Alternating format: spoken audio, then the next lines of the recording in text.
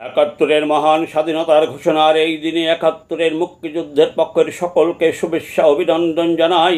24-এর লাল স্বাধীনতার সকল চক্রান্তকারীদের শুভেচ্ছা অভিনন্দন জানাই।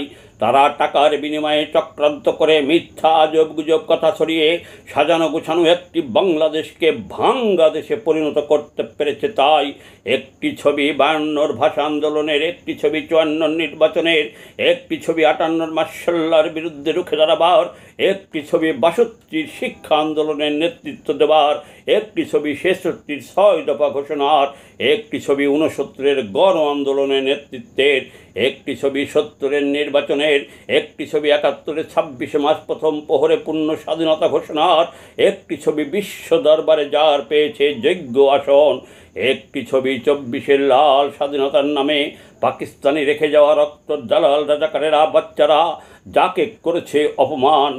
এই ছবি দেখলে এখন মনে লাগে ব্যথা। এই ছবির আদর্শ আছে এখন কর্মীদের অন্তরে, জনতার মনের কুঠিরে। 80 ভাগ বড় মাঝারি ছোট নেতাদের আছে শুধু পোস্টারে, 20 ভাগ নেতাদের আছে কিছুটা অন্তরে পোস্টারে, আর 100 ভাগ আছে কর্মীদের মনের কুঠিরে। 5ই আগস্টের পর থেকে জয় বাংলা জয় বঙ্গবন্ধু বলে হুমকি ধামকি অনেক কিছু সহ্য করে জেল জুলুম ভোগ করিতেছে যারা, লাল স্বাধীনতার দাবিদার নায়ক যারা এই ছবিকে অপমান করায়, ধানমন্ডির বাড়ি ভাঙ্গার মজুরি পাবে।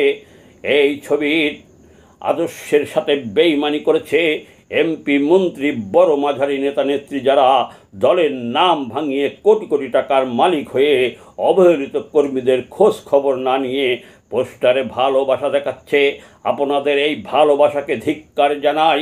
বঙ্গবন্ধুর ছবি আপনাদের পোস্টারে লাগানোর অধিকার আপনারা হারিয়ে ফেলেছেন, তাহা মনে হয় আপনাদের জানা নাই।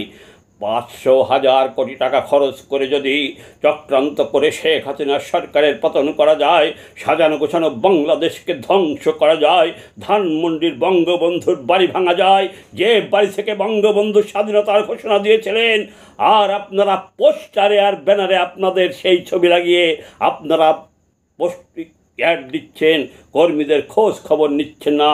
আমার জানা মতে সারা বাংলাদেশে অনেক কর্মী তার শিশু বাচ্চা বাড়িতে রেখে গেছে, তার বাচ্চা নিয়ে তার মা যায় জেলখানে দেখা করতে।